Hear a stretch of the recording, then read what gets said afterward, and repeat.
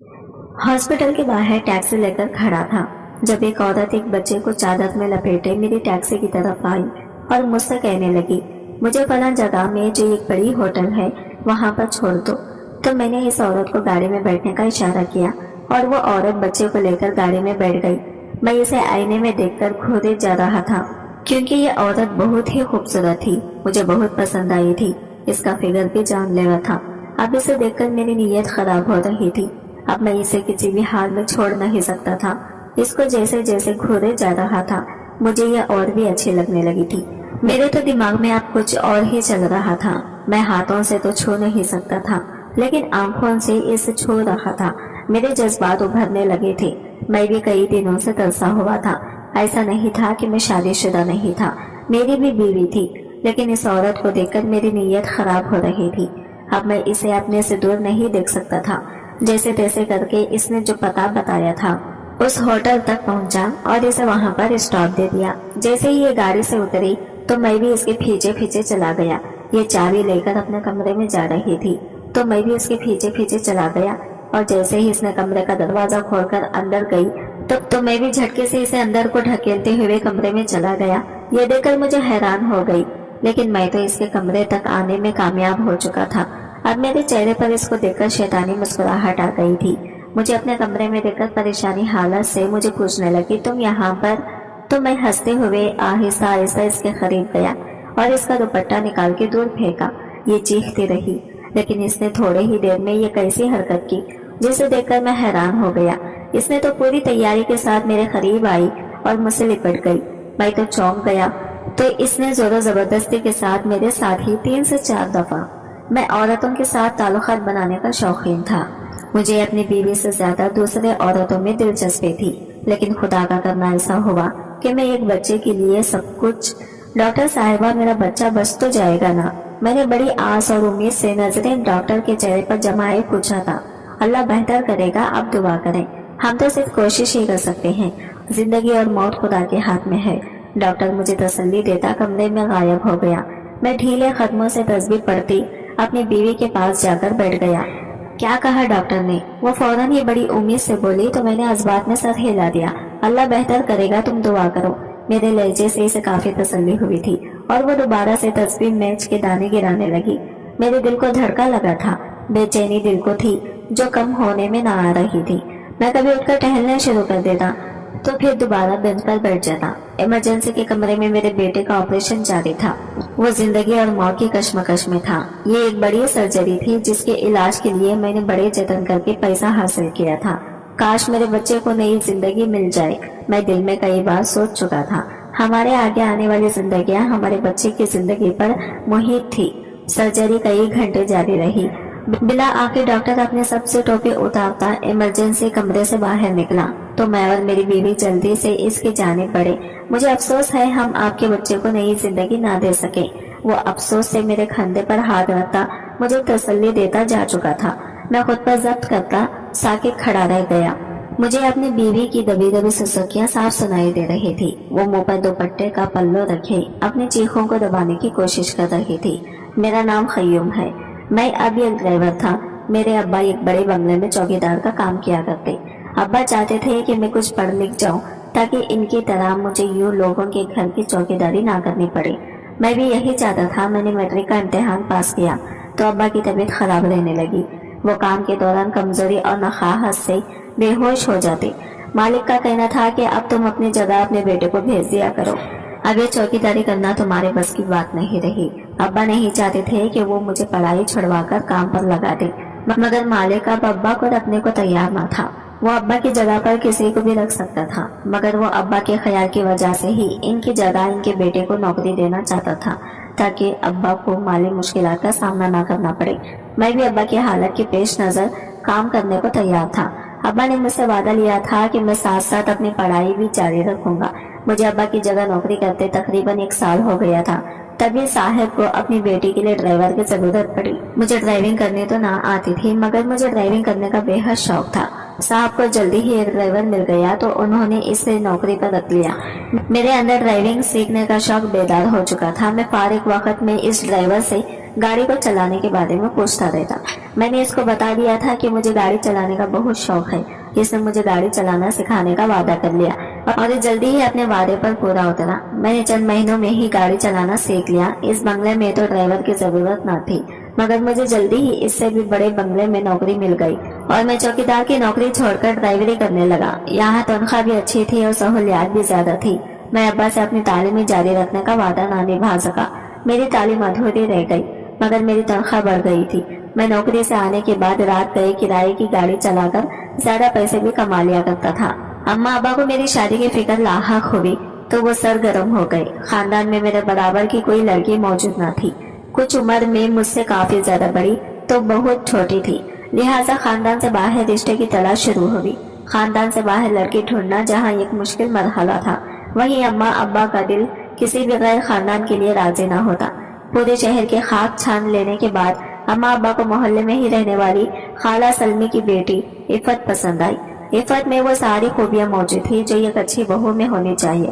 اما ابا نے رشتہ طے کرنے میں دیر نہ کی اور جلدی ہی شادی کی تاریخ طے کر دی اور یوں عفت رخصت ہو کر میری زندگی میں چلی آئی۔ عفت کے آنے سے میری زندگی میں کافی تبدیلی رونما ہوئی تھی۔ وہ ایک سلیقہ شاذ سمجھدار لڑکی تھی۔ نہ تو اس کے زیادہ خواہشات تھے اور نہ ہی کوئی حسرتیں۔ اس نے اما ابا کو آتے ہی اپنا گرویدہ بنا لیا تھا۔ اما ابا جیسی بہو سوچ کر لائے تھے وہ ویسے ہی نکلی تھی۔ میں بھی اسے دیکھتا ہی رہ جاتا۔ وہ اتنی سمجھداری کی باتیں کرتی کہ میں گھنٹوں سنتا رہتا۔ شاید وہ مجھ سے زیادہ پڑھی لکھی تھی، اس لیے اس میں سمجھ اور عقل بھی زیادہ تھی۔ مگر ایک بات جس پر مجھے حیرت تھی وہ یہ کہ اس کا ایمان بہت مضبوط تھا۔ نماز روزے کی پابند تو وہ تھی ہی، مگر اس کے علاوہ بھی وہ اپنے رب سے لگاؤ رکھتی۔ ہمارا گھر نہ زیادہ مذہبی گھرانہ نہ تھا۔ میں بھی 5 وقت کی نماز نہ پڑھتا اور اکثر نماز پڑھنے میں سستی دکھا جاتا۔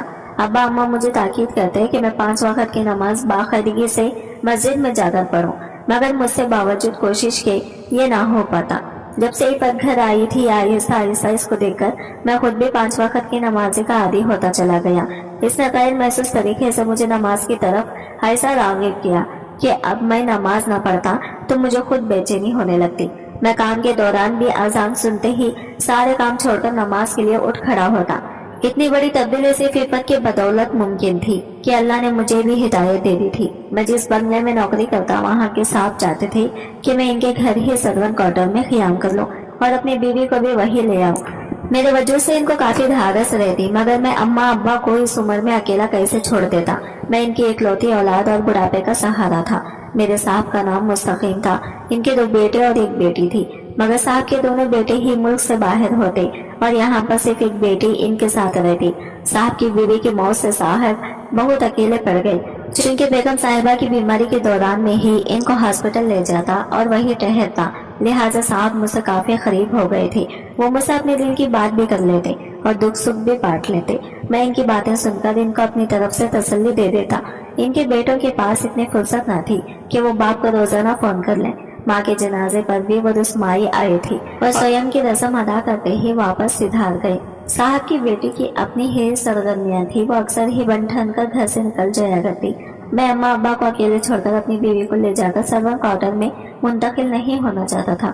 پہلے پہل تو میں صاحب کو ٹالتا رہا، مگر جب انہوں نے زیادہ زور دیا تو مجھے انہیں بتانا پڑا کہ میں اپنے والدین کا اکلوتا بیٹا ہوں اور میں دراصل اپنے والدین کو اکیلا نہیں چھوڑنا چاہتا۔ صاحب یہ سن کر خاموش ہو گئے، مگر کچھ دیر بعد انہوں نے مجھے پیشکش کی کہ میں چاہوں تو اپنے ماں باپ کو بھی ساتھ لے کر آ سکتا ہوں۔ ان کا سرونٹ کوارٹر پورے کا پورا ہی خالی تھا اور وہاں پر کوئی اور آباد نہیں تھا۔ وہاں 2 کمرے تھے، جس میں سے یہ کمرے میں میرے ماں باپ اور 1 میں اپنی بیوی سمیت رہ سکتا تھا۔ میں صاحب کی پیشکش سن کر کچھ حیران ہوا، کیونکہ وہ مجھے اتنی بڑی پیشکش دے رہے تھے۔ میں نے اما ابا سے اس بارے میں بات کی تو اما ابا بھی راضی ہو گئے۔ ابا کا کام تو ویسے ہی کب کا ختم ہو چکا تھا اور وہ یہاں رہیں یا وہاں، بات تو ایک ہی تھی۔ میں ابا کا گھر کرائے پر چڑھا کر اپنی بیوی اور ماں باپ ان سمیت صاحب کے بنگلے کے سرونٹ کوارٹر میں شفٹ ہو گیا۔ وہاں شفٹ ہونے کے بعد میں صاحب جی کے اور بھی قریب ہوتا گیا۔ وہ جہاں بھی جاتے مجھے ہی ساتھ لے کر جاتے اور اگر گھر میں بیمار پڑ جاتے تو میں ان کی تیمداری کے لیے وہاں موجود رہتا۔ میں ان کا سودا سلب بھی لا دیا کرتا۔ صاحب جی مجھ پر کافی اعتبار کرنے لگے تھے۔ ایک دن صاحب کی طبیعت کافی خراب تھی، وہ گھر سے باہر کسی کام کے لیے نہ نکلے اور باہر کے کاموں کے لیے انہوں نے مجھے اکیلے ہی بھیج دیا۔ शाम को उन्होंने मुझे फोन करके दवाइयाँ लाने का कहा तो मैं इनकी दवाइयाँ लेने चला गया। मैं जो ही इनको दवा देने के लिए घर में दाखिल हुआ, मुझे साहिब के बेटे की तेज तेज बोलने की आवाज सुनाई दी। मैं आपको बता चुकी हूँ बाबा, मैं शादी करूंगी तो सिर्फ हसन से, इसके अलावा मैं किसी और का सोच भी नहीं सकती। मगर रोज ये वो हमारे दुश्मनों में शामिल है और मैं तुम्हें हरगिज़ इजाजत नहीं दूंगा कि तुम हमारे दुश्मन की बेटी से जाकर शादी करो। दुश्मन आपके हैं बाबा, मेरे नहीं, वो अम्मा के रिश्तेदारों में से हैं और मैं आपकी जाती दुश्मनी के पीछे अपनी मोहब्बत की कुर्बानी नहीं दे सकती। वैसे भी आपकी इजाजत कौन मांग रहा है? मैं अपनी मर्जी से फैसला करने का हक रखती हूँ। ये मत भूलो कि मैं तुम्हारा बाप हूँ और तुम मेरी मर्जी के बगैर शादी नहीं कर सकती। साहब जी ने आखिरी कोशिश की थी, मगर इनकी आवाज में मायूसी में पहले ही देख चुका था। आपने मेरी माँ के साथ जो सलूक किया था, इसके बाद मुझे उम्मीद न रखें कि मैं आपकी बात मानकर अपनी जिंदगी बर्बाद करूंगी। मुझे मेरी जिंदगी का फैसला करने से मत रोके।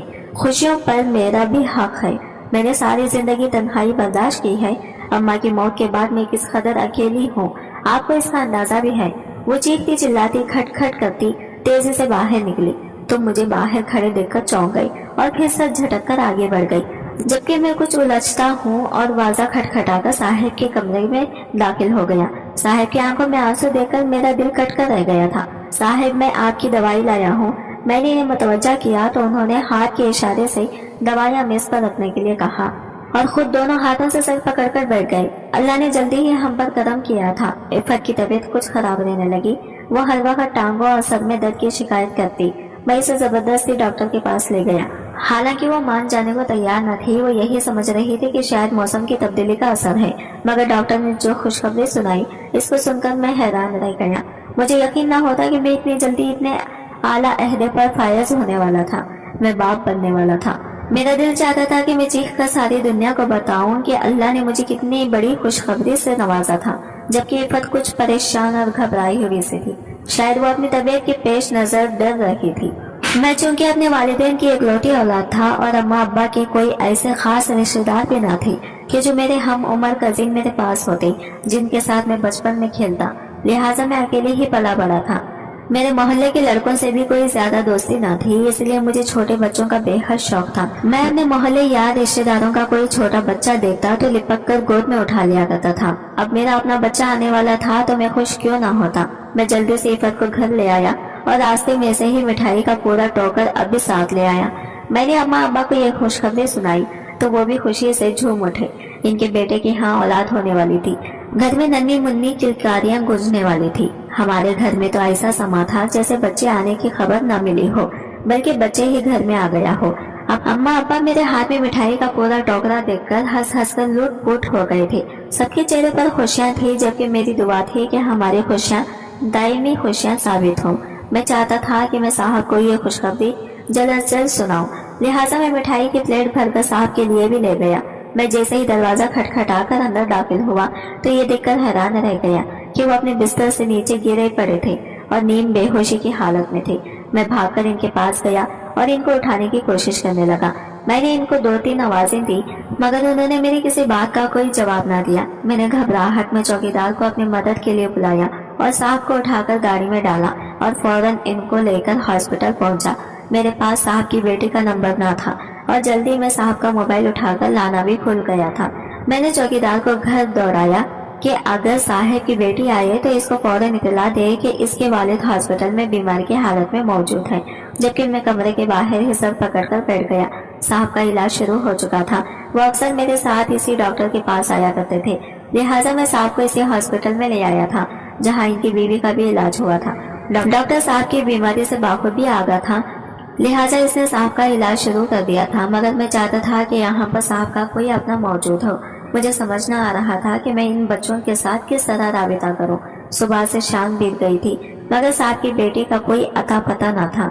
साहब के मोबाइल से भी इसका नंबर ना मिला था। ऐसा मालूम होता था कि साहब ने इसका नंबर डिलीट कर दिया था।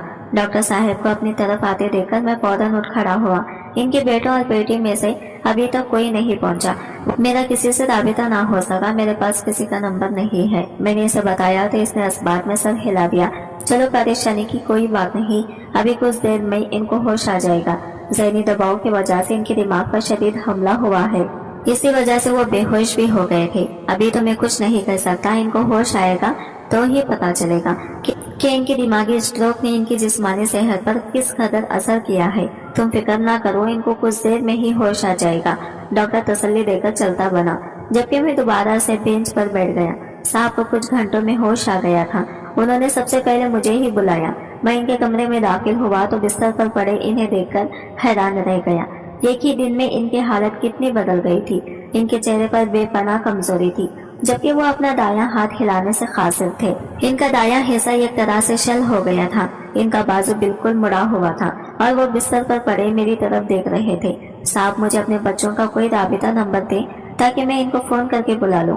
मैंने जाते ही साहब को कहा तो उन्होंने हाथ के इशारे से मुझे मना कर दिया। इनमें से किसी को भी मेरे बारे में बताने की कोई जरूरत नहीं है। वो तीनों ही नाफरमान औलादे हैं जो सब अपनी माँ पर गए हैं। जैसे इनकी माँ बेवफा थी, वैसे ही वो तीनों भी बेवफा निकले। मैंने इतनी मोहब्बत से पाल पोस कर इनको जवान किया था। मुझे क्या मालूम था कि ये कल को मुझसे ही नफरत करने लग जाएंगे। साहब ने पहली बार मुझसे अपनी बीवी का जिक्र किया था। वो मुझसे काफी करीब थे और अपना दुख दर्द बांट रहे थे, मगर उन्होंने आज तक कभी अपनी बीवी के बारे में कोई बात नहीं की थी। मैं चुपचाप सुनता रहा। साहब का हुक्म की नाफरमानी में नहीं कर सकता था, मगर मैं चाहता था कि मैं साहब को बताए बिना इनके बेटों को बाखबर कर दूं। हो सकता था कि वो बाप की ऐसी हालत का सुनकर लौट आए। साहब जी तो इस वक्त गुस्से और दुख में थे, इसलिए वो ऐसा कह रहे थे। मगर एक औलाद अपने माँ बाप से कैसे गाफिल हो सकती है, ये बात मुझसे हजम न होने पा रही थी। मेरा दिल साहब के लिए हमदर्दी से लबरेज था। तुम ये काम करना, मेरी तबीयत जैसे ही बेहतर हो तुम वकील को बुलाना। मैं अपनी जायदाद और मकान का फैसला करना चाहता हूँ। साहब कहा तो मैंने इस बात में सर हिला दिया। फिक्र न करे साहब, आपको सारे मामला तय करेंगे। बस एक बार आप ठीक होकर घर को चलें, सब ठीक हो जाएगा। मैंने इन्हें तसल्ली दी तो उन्होंने खामोशी से आंखें मूंद ली, मगर इनकी आंखों से टपकता आंसू में साफ देख सकता था। अल्लाह ने मुझे जल्दी ही एक बेटे से नवाजा था। मेरी खुशी का कोई ठिकाना न रहा था। मैं हवाओं में उड़ रहा था। मैंने हॉस्पिटल से ही फोन करके अम्मा अब्बा को खुशखबरी सुना दी थी। अम्मा अब्बा भी कुछ ही देर में दौड़े हुए हॉस्पिटल चले आए थे। हम सभी बहुत खुश थे। अल्लाह ताला ने बहुत करम किया था। मेरी बीवी की तबीयत भी बिल्कुल ठीक ठाक थी। मुझसे तो सब्र ही ना हो रहा था। मैं चाहता था कि जल्दी से बड़ा होता कि मैं इसके साथ खेलूं कूदूं और इसको अपने कंधे पर बिठाकर बुरा कराऊं, मगर मेरी खुददम खुशियों को ना जाने किसकी नजर लग गई थी। मेरा बेटा 2 साल का हो गया था कि वो अचानक खेलता हुआ गिर गया और बेहोश हो गया। मैं एकदम डर गया। मैं फौरन इसको लेकर हॉस्पिटल भागा। डॉक्टर ने इसका मुकम्मल मायना किया तो डॉक्टर ने तो फलसा खबर सुना दी, तुम्हारे बेटे के दिल में सुराख है, इसकी सर्जरी करना होगी। सर्जरी के अलावा और कोई इलाज मौजूद नहीं। ताहम अभी इसको कुछ बड़ा हो लेने दो, तब तक तुम बाखरगी से दवा इस्तेमाल करो। यह खबर सुनकर मैं सदमे से 2-4 गया। मुझे यकीन ही ना होता कि मेरा बेटा इस कदर बीमार था। इसके दिल में पैदाइश सुराख था, मगर हमें मालूम ही ना हुआ था। डॉक्टर ने हमें ढेरों दवाइयों के साथ रुखसत कर दिया और मैं बोझल दिल के साथ अपने बेटे को लिए हॉस्पिटल से घर चला आया। मेरी जिंदगी का महवर मेरा बेटा ही था। मैं इसकी जिंदगी के लिए कुछ भी कर सकता था। मुझे अपने बेटे की बीमारी के बारे में इंसाफ को इतला देने का मौका ही ना मिला। मैं इस कदर दुखी था कि 2 दिन तक अपने कमरे में ही ना निकला और अपने बच्चे को गोद में लिए बैठा रहा। साहब ने भी मुझे ना बुलाया। मैं अपने बच्चे से जुदा होने का सोच भी ना सकता था। मैं चाहता था कि मैं किस तरह अपना दिल निकालकर अपने बच्चे को लगा दूं, मगर ऐसा मुमकिन ना था। अगर ऐसा मुमकिन होता तो मैं ये काम सबसे पहले कर गुजरता। तीसरे दिन हम हिम्मत करके बाहर निकलता कि साहब को जाके अपने बच्चे की बीमारी के मुतालिक बता सको, मगर मुझे ये मौका ही ना मिल सका। साहब इस दुनिया में नहीं रहे। चौकीदार ने मुझे इतला दी तो मैं हैरान नजर से इसे देखने लगा। कल रात साहब की बेटी आई थी। वो साहब को हॉस्पिटल ले गई थी। इनकी तबीयत बहुत खराब थी और अभी कुछ देर पहले इनके मरने की इतला आई है। मुझे यकीन ही ना होता कि साहब हमें इतनी जल्दी छोड़कर चले गए थे। वो काफी अरसे से भी बीमार थे। अब तो उन्होंने घर से निकलना बिल्कुल बंद कर दिया था। अपने कमरे में ही रहते। इनकी बेटी ने अपनी मर्जी से शादी कर ली। अब वो अपने बाप के जनाजे पर आई थी। साहब के बेटे भी जनाजे में शरीक थे। साहब की मैयत उठाने के बाद वो आपस में जमीन और जायदाद बांटने लगे। हम ये बंगला भी जल्दी ही आकर बेच देंगे, तब तक तुम अपने रहने का कोई बंदोबस्त कर लो। साहब के बेटों ने हम सब मुलाजिमों को कहा तो हम हैरान होकर इसे देखने लगे। मैं इतनी जल्दी अपना इंतजाम कहाँ करता। ऊपर से मेरा बेटा इस कदर बीमार था। इसके इलाज के लिए पैसों की जरूरत भी। साहब के मरते ही हमारा दाना पानी इस घर से उड़ गया था। वैसे भी उन्होंने इस घर का क्या करना था, वो तो बैरून मुल्क रहते थे। मैं यहाँ पर रुकूंगी, कुछ अर्से तक इस घर को मत बेचो। जब मैं घर खाली करूंगी तो फिर इस मकान को बेच देंगे। साहब की बेटी बोली तो मेरे दिल को धारस हुई। इसके भाइयों ने भी रजामंदी दे दी। ठीक है, जब तक चाहो रह सकती हो, हमें कोई एतराज नहीं। मैंने आज भरी नजरों से साहब की बेटी की तरफ देखा था। इसे अपने साथ मुलाजिमों की जरूरत तो पड़ेगी, तो शायद वो हमें यहाँ रहने दे और हमारी नौकरियाँ खतरे में ना पड़े। साहब की बेटी ने मुझे और चौकीदार को नौकरी से फारिग ना किया था। हम अपनी ड्यूटी पर मामूल थे, मगर इसने हमें कुछ खास हिदायत दी थी। अगर मेरा शौहर तुम्हें गेट पर नजर आया तो इसको अंदर मत दाखिल होने देना। मैंने इससे अलहदगी इख्तियार कर ली है। इसने चौकीदार को अपना हुक्म सुनाया और तनतनाती हुए अंदर दाखिल हो गई। साहब ने इसे मना किया था कि वो हसन से शादी ना करे, मगर फिर भी वो इससे अपनी मर्जी से शादी रचाकर चली गई थी। और अब जबकि वो खुद हामिला थी तो अपने शौहर से अलहदगी इख्तियार करके वापस आ गई थी। इन्हें अमीरजादों की जिंदगियों का भी कोई पता नहीं होता। ये अपनी मर्जी और जिद से काम सर अंजाम देकर फैसला करती फिरती हैं। मैंने अफसोस से सोचा और वापस अपने क्वार्टर की तरफ आ गया। मेरी अपनी जिंदगी लुट गई थी।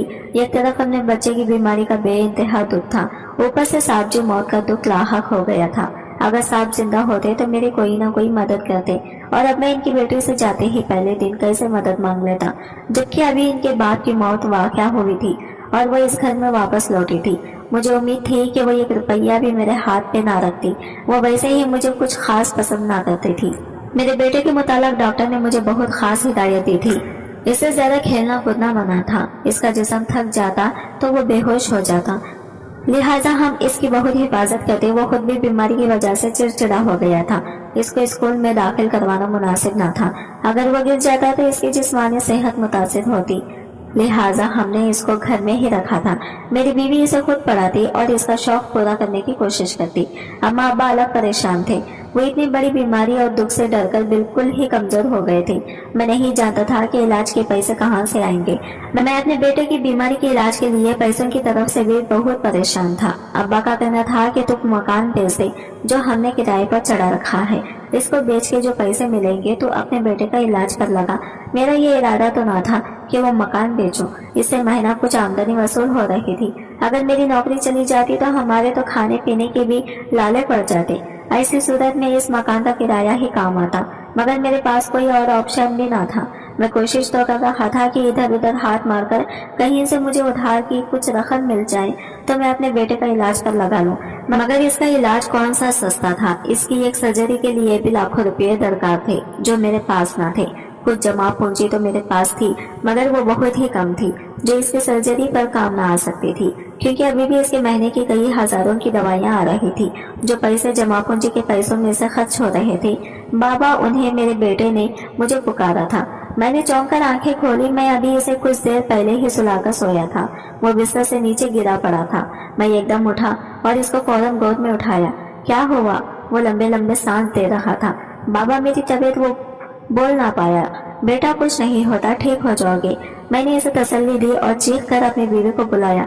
वो फौरन भाग कर आई। क्या हुआ? देखो, इसकी तबीयत बहुत खराब हो रही है। मैं इसको साहब की गाड़ी में लेकर जा रहा हूँ, तुम जल्दी मेरे साथ चलो।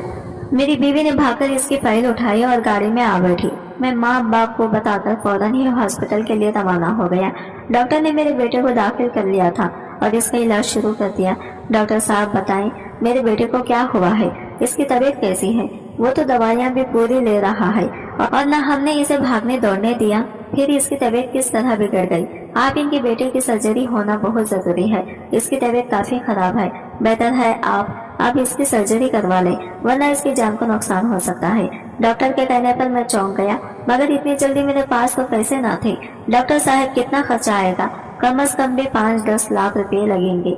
डॉक्टर को जवाब सुनकर मैं चौंक गया।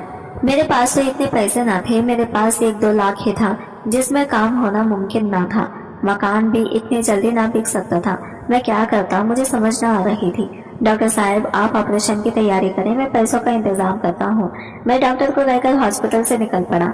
मैंने घर आकर अम्मा अब्बा को इसके हालत की पेश नजर बताया तो अब्बा ने मुझे पहले मकान बेचने का ही कहा। इतनी जल्दी कैसे बिकेगा? मैं कुछ और इंतजाम करता हूँ। मैं मैडम से बात करता हूँ, हो सकता है वो कुछ मदद कर सके।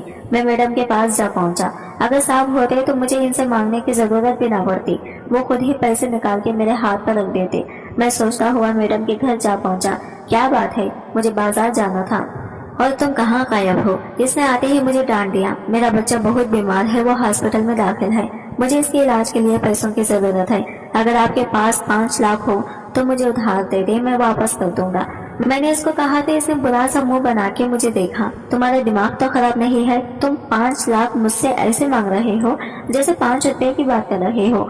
मेरे पास इतने पैसे नहीं हैं। मैं तो खुद अपने शौहर का घर छोड़कर यहाँ आई बैठी हूँ। तुम्हें तो मालूम ही है, सारी जायदाद में से हिस्सा भाई लेकर चल दिए। ये यही घर बचा है जो मैंने मजबूरी में इनकी मिन्नतें करके इन्हें बेचने से रोका है, वरना वो कब का ये घर भी बेच देते। मेरे पास आमदनी का कोई जरिया नहीं है। थोड़ी बहुत बचत के पैसे मेरे पास पड़े हैं, इनसे गुजारा कर रही हूँ। मैं तुम्हें कहाँ से पैसे दे सकती हूँ? मैडम ने मुझे अपनी पूरी दास्तान कहानी सुनाई तो मैं चुपचाप सर झुकाए वापस पलटने लगा, मगर पीछे से मुझे मैडम के चीखों की आवाज सुनाई दी तो फौरन पलटा। वो पेट पकड़े सोफे पर बैठी रही थी। जल्दी गाड़ी निकालो, मुझे हॉस्पिटल जाना होगा। मैं इसको लेकर फौरन हॉस्पिटल पहुंचा और मैं इसे इसी हॉस्पिटल में ले आया जहाँ पर मेरा बच्चा दाखिल था। ये वही हॉस्पिटल था जहाँ पर साहब जी ने अपना दम तोड़ा था। मैं हॉस्पिटल में सर झुकाए परेशान बैठा था। अभी तक उम्मीद का कोई सराहत न आया था। मेरे वाहिद उम्मीद मैडम ही थी, मगर इसने भी मुझे पैसे देने से इनकार कर दिया था। इसके पास पैसे होते भी तो वो क्यों देती? वो साहब जी की बेटी थी, मगर वो बिल्कुल भी साहब जी पर नहीं गई थी। वैसे भी वो खुद ऐसी हालत में थी कि वो इस वक्त दूसरों की मदद करने का सोचती या अपने आप को संभालती। मैडम के हाथ बेटा हुआ है। मैडम की मुलाजिमा ने आकर मुझे बताया तो मुझे कोई खास खुशी न हुई। मैडम का बेटा होने वैसे मुझे क्या सरोकार था? मुझे तो अपने बेटे की जान बचाने की फिक्र थी। अच्छी बात है, मैंने सरसरी सा अंदाज अपनाया और दोबारा से सर हाथों पर गिराकर बैठ गया। मुझे मालूम हुआ कि तुम्हें पैसों की जरूरत है। मुझे अपने दाएं तरफ से अजनबी से आवाज सुनाई दी तो मैंने सर उठाकर फौरन दाएं जानिब देखा, जो मेरे ही बेंच के दूसरे कोने पर पाँव जमाए और पेन से टेक लगाए बड़े पर सुकून अंदाज में बैठा मुझे देख रहा था। आप कौन है? मैंने इसके हुलिये का जायजा लेते हुए पूछा। वो पैंट शर्ट में मुलव्वस शक्ल से ही किसी अमीर घराने का फर्द मालूम होता था। मैं जो कोई भी हूँ, इससे तुम्हें सरोकार नहीं होना चाहिए। हाँ, तुम अपने लिए मुझे फरिश्ता समझ सकते हो, क्योंकि मैं तुम्हें तुम्हारे बेटे के इलाज के लिए पैसे देने आया हूँ। इसकी बात सुनकर मैं हैरान हुआ और फौरन ही सीधा होकर बैठ गया। ये आप क्या कह रहे हैं? आप वाकई मुझे मेरे बेटे के इलाज के लिए पैसे देंगे? मैंने खुशी से पूछा तो इसने असबात में सर हिला दिया। हाँ, क्यों नहीं? 5 लाख तो क्या, मैं तुम्हें 10 लाख देने को तैयार हूँ, क्योंकि ऑपरेशन के बाद भी तो इसका इलाज की जरूरत पड़ेगी। बाकी का पैसा इस वक्त काम आएगा। मैं आपकी एक एक पाई लौटा दूंगा। मैंने जज्बात से भरी आवाज में कहा। मेरा लहजा भीग चुका था। अरे नहीं, इसकी क्या जरूरत है? मैं तुमसे पैसे वापस नहीं मांगूंगा, इसने नरम आवाज में कहा। तो मुझ पर हैरतों के पहाड़ टूट पड़े। ये आप क्या कह रहे हैं? मैं तो आपको जानता भी नहीं हूँ। आप मेरी इतनी मदद क्यों करेंगे? बिलाखिर मेरे लबों पर वो सवाल आ ही गया जो कब से मेरे दिल में मचल रहा था। मैं तुम्हारी मदद इसलिए करूंगा क्योंकि इसके बदले में तुम्हें भी मेरा यह काम करना होगा। इसने अपने मतलब की बात की तो मैं चौंक गया। कैसा काम? मैंने हैरान होकर पूछा। तुम्हारी मैडम के यहाँ बच्चा पैदा हुआ है, मुझे बस वो बच्चा ला दो तो मैं तुम्हें 10 लाख की नकद इसी वक्त देकर जाऊंगा। बिला आखिर इसने अपनी बात कही तो मैं चौंक गया और हैरान होकर इसकी तरफ देखने लगा। पर आप हैं कौन? मैंने आज से पहले भी नहीं देखा था। मैं हसन हूँ, इस बच्चे का बाप। मुझे अपना बच्चा चाहिए। मैं अपना बच्चा इस औरत के हाथों में नहीं छोड़ सकता जो खुद नशे की आदी है और जिसे खुद अपने आप को संभाला नहीं आता। वो मेरा बच्चा कैसे संभालेगी? तुम अपने बच्चे की जिंदगी बचा सकते हो और साथ में मुझे भी मौका दे सकते हो कि मैं अपने बच्चे की जिंदगी संवार सकूं, मगर यह बहुत बड़ा जुर्म है। मैं एक माँ से इसका बच्चा कैसे छीन सकता हूँ? मैं सोचे विचार में मुब्तला था।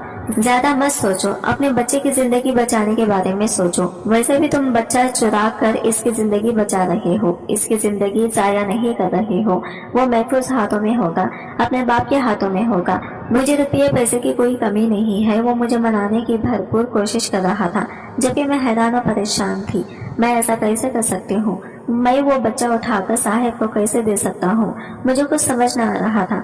मैं अपने बच्चे की मोहब्बत के सामने हार गया था। मैं अपनी बीवी की आंखों से भरी आंसुओं के सामने बेबस हो गया था। मैं अपने बेटे की उम्मीदों का सहारा बन गया था। मेरा बच्चा हम 4 लोगों की मुस्कुराहट की जमानत था। मैं इसे कैसे जान देता? मैंने वही किया जो एक मजबूर बाप कर सकता था। मैंने मैडम का बच्चा उठाकर इसके बाप के हवाले कर दिया। मैडम को कानो कान खबर भी ना हुई थी। मैं आसानी से बच्चे के पास जा सकता था। घर से कोई भी सामान मंगवाना होता तो मैं मैडम के कमरे में देने जाता। मैडम बाथरूम में गई तो मैंने बच्चा उठाकर बाप के हवाले कर दिया। ये काम मेरे लिए कुछ इतना मुश्किल साबित ना हुआ था। बच्चे का बाप फौरन ही बच्चे को लेकर हॉस्पिटल से निकल गया था। कुछ देर बाद हॉस्पिटल में चीखो पुकार मच गई। मैडम का बच्चा हॉस्पिटल से गायब हो गया था। यह कैसे मुमकिन था? हॉस्पिटल का अमला बेहद घबराया हुआ था। पुलिस को बुला लिया गया था। मेरे बच्चे को किसने चुराया है? मुझे बताओ, मैं मेरे बच्चे को किसने चुराया है? वो गम की शिद्दत से बेहाल थी। मैं जानता था कि मैंने बहुत बड़ा जुल्म कर दिया था, मगर मैं क्या करता? मेरे पास कोई और रास्ता न था। मैडम की चीखें मुझसे बर्दाश्त न हुई तो मैं कमरे से बाहर निकल आया। मेरे बेटे का ऑपरेशन शुरू हो गया था।